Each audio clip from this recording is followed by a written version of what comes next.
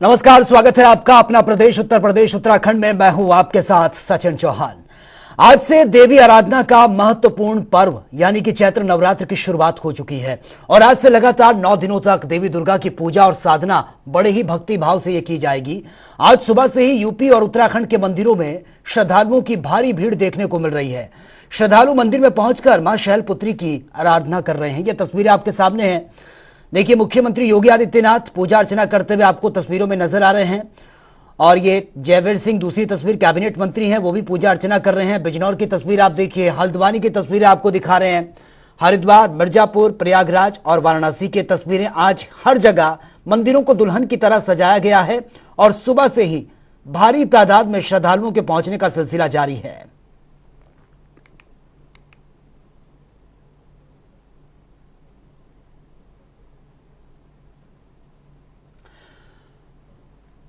तो ये तस्वीरें हम आपको दिखा रहे हैं। आज से चैत्र नवरात्र की शुरुआत हो चुकी है। ये तस्वीरें आप देखिए, मंदिरों को बहुत ही भव्य तरीके से, बहुत ही खूबसूरत तरीके से सजाया गया है और भारी तादाद में श्रद्धालु पहुंच रहे हैं। 9 दिन तक माता रानी का ये पर्व चैत्र नवरात्र की शुरुआत हो चुकी है। आज पहला दिन है। शैलपुत्री की विधि विधान के साथ पूजा अर्चना ये मंदिरों में की जा रही है। और वहीं उत्तर प्रदेश में बीजेपी सरकार का दूसरे कार्यकाल का 1 साल ये पूरा होने पर महिला सशक्तिकरण रैली आयोजित कर ये रवाना की गई है और मिशन शक्ति को और भी अधिक प्रभावी बनाने के लिए चैत्र नवरात्रि के अवसर पर महिला पुलिसकर्मियों ने कई जिलों में जागरूकता रैली भी निकाली है। वहीं उत्तराखंड में भी विशेष अभियान चलाकर नारी शक्ति को समर्पित किया गया है।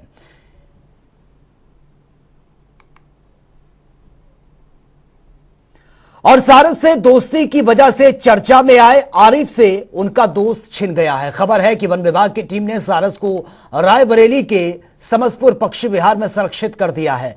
अब सपा अध्यक्ष अखिलेश यादव ने इसे लेकर योगी सरकार पर निशाना साधा है। अखिलेश ने कहा है कि वे जिससे मिलने जाते हैं सरकार उससे सब कुछ छीन लेती है। अखिलेश यादव ने वीडियो ट्वीट कर यह शेयर भी किया है और कहा कि वन विभाग की टीम उत्तर प्रदेश के राजकीय पक्षी सारस को तो स्वतंत्र करने के नाम पर उसकी सेवा करने वाले से दूर उसको कर दिया है। अब देखना यह है कि राष्ट्रीय पक्षी मोर को दाना खिलाने वालों से स्वतंत्र करने के लिए आगे क्या कार्रवाई इसमें की जाती है। तो यह ट्वीट किया है अखिलेश यादव ने। वन विभाग की टीम उत्तर प्रदेश के राजकीय पक्षी सारस को स्वतंत्र करने के नाम पर उसकी सेवा करने वाले से दूर ले गई है। अब देखना यह होगा कि राष्ट्रीय पक्षी मोर को दाना खिलाने वालों से स्वतंत्र करने के लिए आगे इसमें क्या कुछ कार्रवाई की जाती है।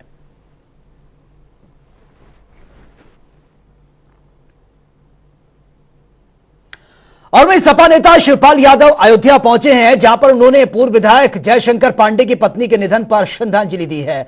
इस दौरान शिवपाल यादव ने मीडिया से बातचीत करते हुए कहा, बीजेपी और प्रदेश के दोनों डिप्टी सीएम पर निशाना उन्होंने साधा है और कहा कि बीजेपी के लोग केवल धोखा देते हैं, काम कुछ भी नहीं करते। जनता और भगवान राम जो है वो सबको देख रहे हैं।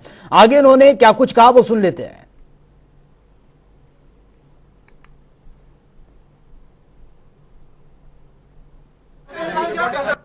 जीएसटी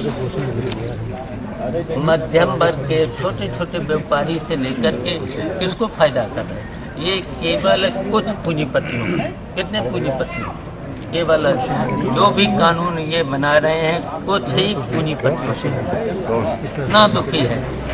ऐसे जीएसटी से लेकर के यहाँ तक कि विधायक निधि, हम लोगों की विधायक निधि में 18% और ऐसा कभी होता था कि 10% खुलेआम जिला प्रशासन कमीशन ले 10%, 18% जीएसटी, 18% के साथ फिर ठेकेदारी के अलावा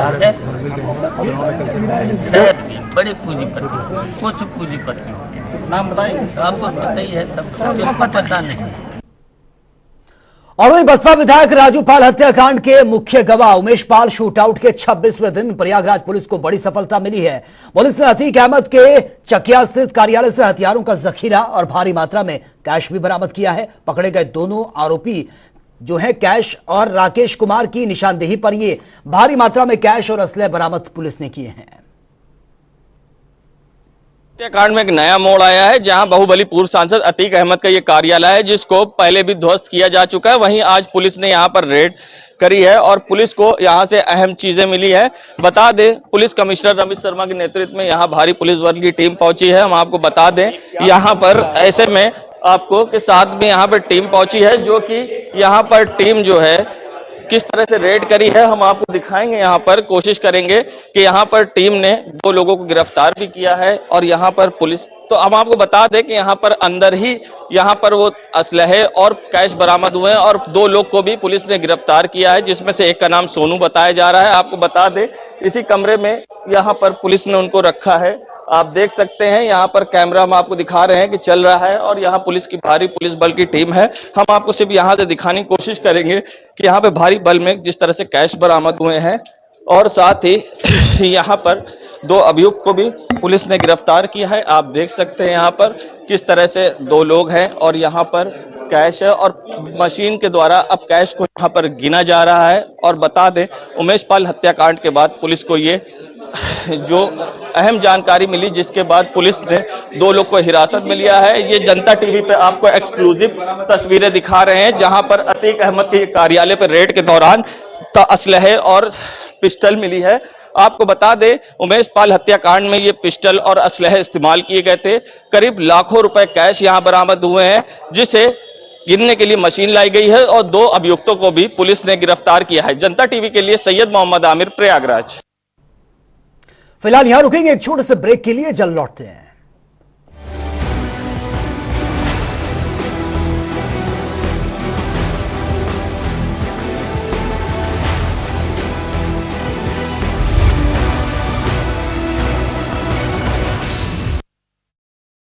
हमें चाहिए कंफर्टेबल स्कूल शूज। यही चाहिए तो चलो मेरे साथ। Welcome to Today Shoe Lab. Extra comfort with Durofoam technology. Anti-skid sole. बोलो बोलो तुम्हें क्या चाहिए? Today school day.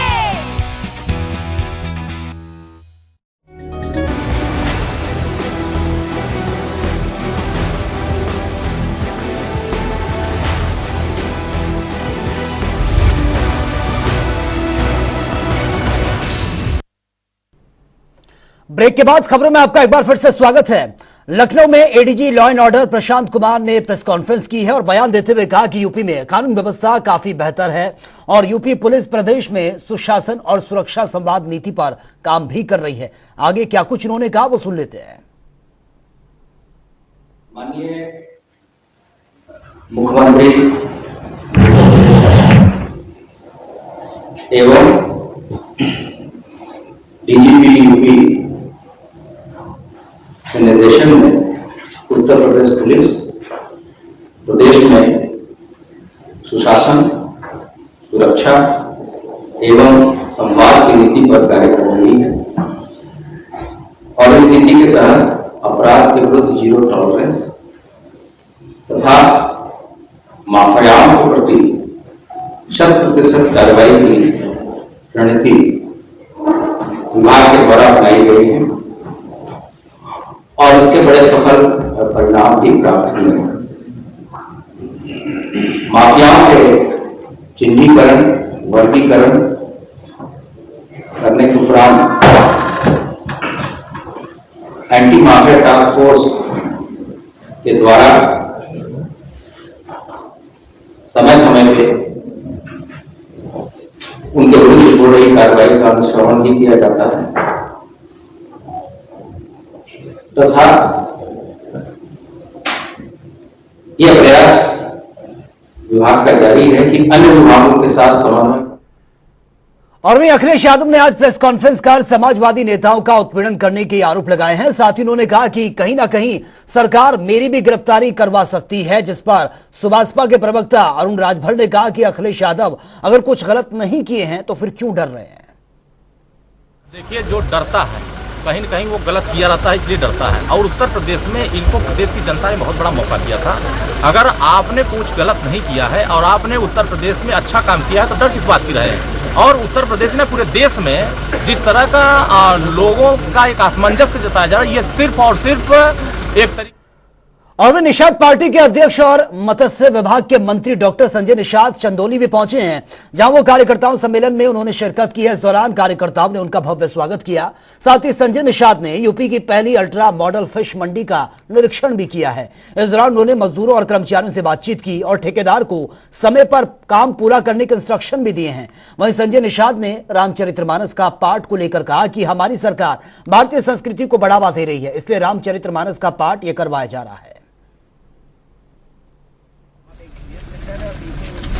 मैं यही कहने के लिए चाह रहा हूँ कि हमारी नीतियों से जो भी खुश हो जाए वो हमारे लिए उसका समर्थन है, वो स्वागत है उसका। और नीतियाँ जब उसको लगता है कि कहाँ क्या करना है तो किसी को, अब ओम प्रकाश भैया क्या कहें, सुबह कुछ और कहते हैं, दोपहर कुछ और कहते हैं, शाम को कुछ और कहते हैं, उनकी बातों का तो ठिकाना है नहीं, वो क्या कहेंगे।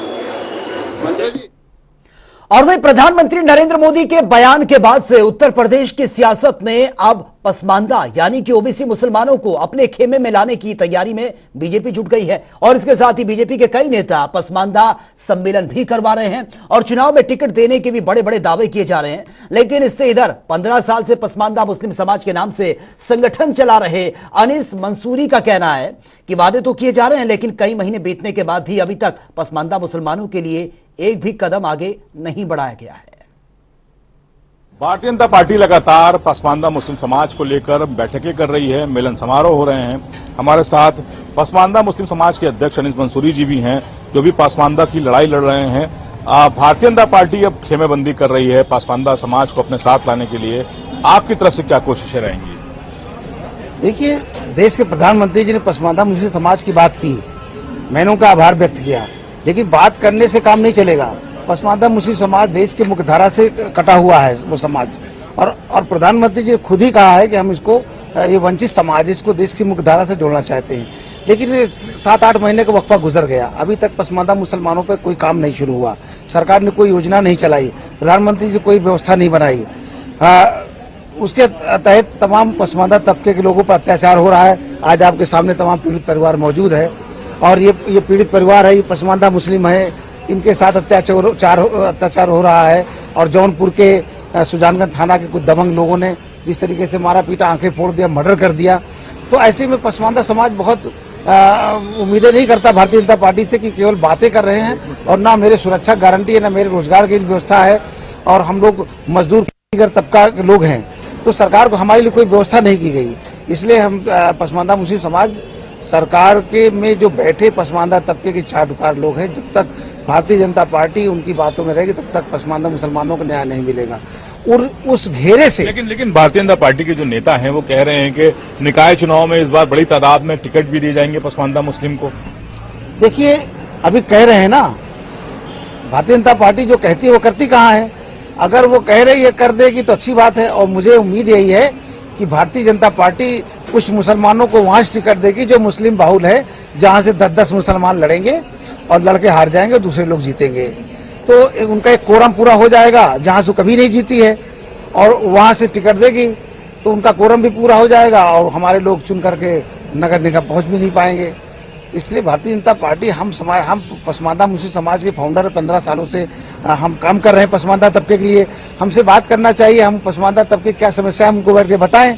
लेकिन आपसे क्यों पूछेंगे, आप तो समाजवादी पार्टी के नेता रहे हैं। नहीं, बात ये देखिए, वो देश के प्रधानमंत्री हैं, और प्रधानमंत्री वो किसी का नहीं होता, प्रधानमंत्री देश की जनता का होता है। हम संगठन के राष्ट्रीय अध्यक्ष होने के नाते उनसे मांग करते हैं, और उनकी जिम्मेदारी है। उन्होंने खुद भी कहा कि पसमानदा तबके के लोगों के लिए फिक्रमंदी दिखाई, खुद भी कहा है। लेकिन ये बताइए, ये वजह क्यों हुई, ऐसा अचानक प्रेम उमड़ा? 6% वोट जो 2022 में मिला मुस्लिम का, क्या भारतीय जनता पार्टी इस बात से आश्वस्त है कि आने वाले समय में मुस्लिम वोट भी उनकी तरफ आ सकता है, या कोई और वजह है? या फिर समाजवादी पार्टी को 85% वोट जो मिल गया मुस्लिम का 2022 के चुनाव में, या उसका डर है? क्या वजह लगती है आपको? देखिए, जो समाजवादी पार्टी को मुसलमानों ने इस बार 2022 के विधानसभा चुनाव में एकजुट होकर देने का काम किया, और आजादी सब तक इतना मुसलमान कभी मुत्तहिद नहीं हुआ, ये देख करके भारतीय जनता पार्टी पूरी तरह से हिल चुकी है। और उसको लगता है कि हम अब मुसलमानों में कुछ तोड़फोड़ करें तो समाजवादी पार्टी कमजोर हो। उनका एक फंडा है केवल पसमानदा के लोगों, चूंकि ये कम पढ़े लिखे मजदूर तबके लोग इनकी बहकाव में आ जाएंगे, इसलिए बीच में आकर के गुमराह करने का काम कर रहे हैं। मुसलमानों में पार्टीशन करना चाहते हैं कि किसी तरीके से मुसलमानों को कुछ % वोट समाजवादी पार्टी से छिटक जाए और हमको उसका लाभ मिल जाए। आपकी तरफ से क्या कोशिश रहेगी, क्योंकि 2024 का लोकसभा भी सामने दिख रहा है? देखिए, जिस तरीके से आज देश के अंदर महंगाई, बेरोजगारी चरम सीमा पे है, आप देख रहे हैं देश के अंदर कानून का राज नहीं है। देश के अंदर जिस तरीके से जो आम किसान प्रभावित हो रहा, परेशान हो रहा, मजदूर तबके रोजगार छिन गए, कोरोना काल से लोग प्रभावित हुए, अभी तक उस लाइन पे सरकार ने कोई काम किया नहीं ताकि लोगों को राहत मिले। इसलिए अब लोगों का इस सरकार से मोह भंग हो रहा है। जो लोग, जिन लोगों ने वोट भी दिया है, वो लोग भी अभी उब चुके हैं, उनका भी मोह भंग हो गया है। आप भी सम्मेलन कराएंगे, लोगों को जोड़ेंगे? हाँ, जोड़ेंगे और 2024 में निश्चित तौर से भारतवर्ष के अंदर बदलाव होने जा रहा है। बहुत शुक्रिया हमसे बात करने के लिए। अनीस मंसूरी जी हैं, पसमानदा समाज के अध्यक्ष हैं, लंबे समय से संगठन चला रहे हैं। उनका कहना है कि भारतीय जनता पार्टी पसमानदा मुस्लिम समाज को अपने साथ जोड़ने की कवायद जरूर दिखा रही है, लेकिन ये कामयाब इसलिए भी नहीं होगी क्योंकि ये तबका पिछड़ा जरूर है लेकिन समझदार है। कैमरा पर्सन रियाज के साथ तौफीक किदवई, जनता टीवी, लखनऊ। और वे उत्तराखंड की स्वास्थ्य सेवाओं को बेहतर बनाने के लिए प्रदेश के सभी हॉस्पिटल्स में एएनएम की नियुक्तियां ये दे दी गई हैं, जिसके लिए मुख्यमंत्री आवास में रोजगार सृजन कार्यक्रम में नवनियुक्त एएनएम को नियुक्ति पत्र यह सौंपा गया है। प्रदेश की स्वास्थ्य सेवाओं में 824 नवनियुक्त एएनएम प्रदेश के सीमांत क्षेत्रों में अगले 5 साल तक स्वास्थ्य सेवाएं देने का काम करेंगे, जिससे कि दूर दराज से सीमांत इलाकों में जनता तक स्वास्थ्य सेवा का लाभ पहुंचाया जा सके। और इस कार्यक्रम में स्वास्थ्य मंत्री धन सिंह रावत, कैबिनेट मंत्री चंदन रामदास और गणेश जोशी ने भी सभी एएनएम को नियुक्तियां मिलने पर बधाई दी है। इस मौके पर मुख्यमंत्री पुष्कर सिंह धामी ने कहा कि प्रधानमंत्री नरेंद्र मोदी के सपने को साकार करने की दिशा में राज्य सरकार ने राज्य में रोजगार सृजन करने का काम किया है। आज बड़ा शुभ दिन है। 9 संवत्सर भी आज प्रारंभ हो रहा है और चैत्र नवरात्र भी प्रारंभ हो रहे हैं। और इस अवसर पर आज 824 बहनों को आज रोजगार सृजन कार्यक्रम के अंतर्गत, जो हमारे देश के यशस्वी प्रधानमंत्री जी ने 10 लाख नौकरियों का लक्ष्य लिया है, उसी क्रम में हमने भी ये स्वास्थ्य का आज दूसरा मेला स्वास्थ्य विभाग का आज यहाँ पर हुआ है, जिसमें 824 बहनों को आज प्रमाण पत्र दिए गए हैं। और निश्चित रूप से ये एक हमारा जो कमिटमेंट है कि जितनी भी पोस्टें सरकारी विभागों में खाली हैं उन सभी को हम भरेंगे और उसको लगातार भरने का कार्यक्रम चलाया हुआ है। आयोग भी लगातार भर्तियां कर रहा है और हमारे यहाँ जितने भी पोस्ट अभी और भी खाली हैं उसके भी हम अध्याचन।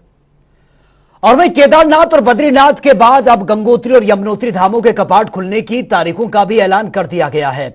आज नव संवत्सर के मौके पर पूजा अर्चना के बाद विधि विधान से पंचांग देखकर तीर्थ पुरोहितों ने कपाट खुलने की तारीख और समय यह तय किया है। बताया जा रहा है कि तीर्थ यात्रियों के लिए दोनों धामों के कपाट 22 अप्रैल को खोल दिए जाएंगे। और वहीं अपर आयुक्त गढ़वाल नरेंद्र सिंह केरग्याल ने बताया है कि चारों धामों से सभी विभागों को यात्रा संबंधित तैयारियां 15 अप्रैल तक पूरी करने के निर्देश दिए गए हैं।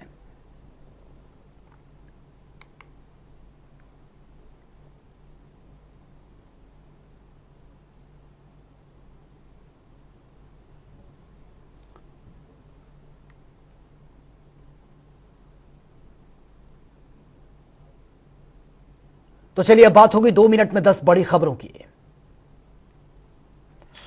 ललितपुर में ट्रेन से उतरते समय महिला पर चाकू से हुआ हमला। मौके पर कुलियों ने दौड़कर आरोपी को पकड़ा, पुलिस के हवाले किया। गंभीर हालत में महिला को अस्पताल में भर्ती करना पड़ा। अलीगढ़ में चैत्र नवरात्रि के पहले दिन माता के मंदिरों में पूजा अर्चना करने के लिए भक्तों का उमड़ा है सैलाब। माता मनसा देवी मंदिर में सुबह से ही भक्तों की उमड़ रही है भीड़। रायबरेली बनी है शिमला, देखते ही देखते सड़कों पर बिछी बर्फ की चादर। बड़े बड़े ओले गिरने से यातायात हुआ प्रभावित। बर्फबारी से कई गाड़ियां हुई क्षतिग्रस्त। कन्नौज में नवरात्र के पहले दिन से ही देवी मंदिरों में उमड़ रही है भीड़। सिद्धिपीठ मां फूलवती देवी मंदिर में लगी है श्रद्धालुओं की लंबी लंबी लाइनें। ललितपुर से चोरी हुई 138 बोरी गिरफ्तार। गल्ला व्यापारी की दुकान तोड़कर चोरी की घटना को अंजाम दिया गया था। पुलिस ने वांछित अभियुक्त को किया है गिरफ्तार। आरोपी से लगातार पूछताछ जारी। भदोही में पुलिस और एसटीएफ को यह बड़ी सफलता मिली। आगरा में चोरी करके मोबाइल बेचने वाले को पुलिस ने किया गिरफ्तार। आरोपी के दौरान गिरफ्तारी के दौरान पुलिस से हाथापाई भी हुई। हाथापाई का वीडियो सोशल मीडिया पर बहुत तेजी से वायरल हो रहा है। हल्द्वानी के रोडवेज पर बने होटल में शव मिलने से मचा हड़कंप। सूचना मिलते ही पहुंची पुलिस, मामले में जांच पड़ताल जारी। देवरिया के सदर कोतवाली थाना क्षेत्र के भुजौली कॉलोनी में 2 वाहन चोरों को पुलिस ने दौड़ा दौड़ा कर पकड़ा। चोरों के पास से फॉर्च्यूनर गाड़ी भी बरामद की गई।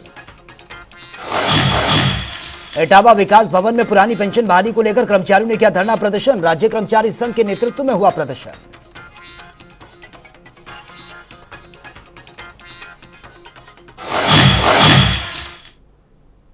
तो फिलहाल इस बुलेटिन में मेरे साथ इतना ही, लेकिन तमाम खबरों के लिए आप बने रहिए जनता टीवी के साथ। नमस्कार।